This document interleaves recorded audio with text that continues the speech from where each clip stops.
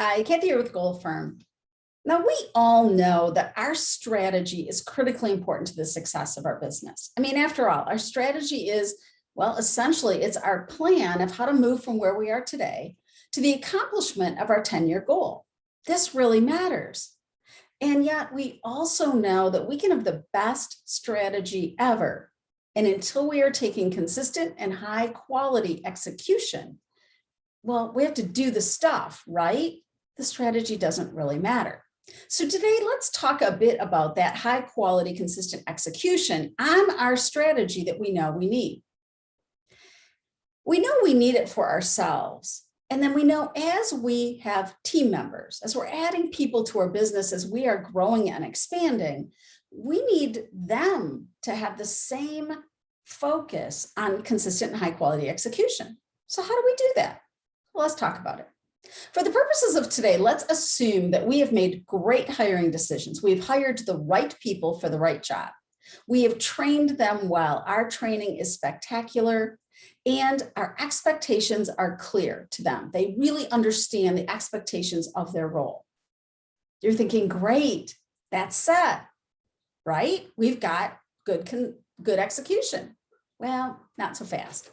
All three of those are critically important, and yes, we do need to pay attention. And yet, we also need to pay attention to our culture, the culture of our business. Do we have a culture that really encourages that execution? Let's talk about three components that we want to pay attention to. The first one is appreciation. We all want to be appreciated. We all want to be acknowledged for what we do.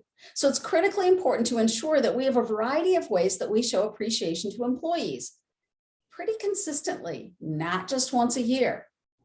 Notes, emails, conversations. Pay attention to that. The second component of our culture that we need to pay attention to is that we all want to understand that we're doing work that matters. And if we love the purpose of the business, we still need to understand that what we're doing today, our day-to-day work, really contributes to the work of the business, that it matters. We need to help people understand how their work connects to the purpose of the business, how they are contributing to the positive impact on our community and beyond.